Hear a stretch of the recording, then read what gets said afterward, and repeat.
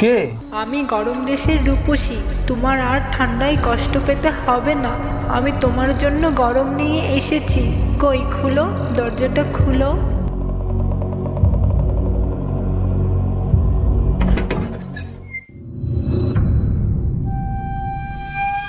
আসো, তোমার আর ঠান্ডায় কষ্ট পেতে হবে না।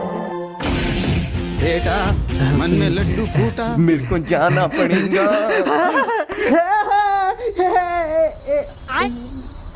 শুয়ে পড় বাবা, তোর বয়সে আমিও এমন স্বপ্ন দেখতাম।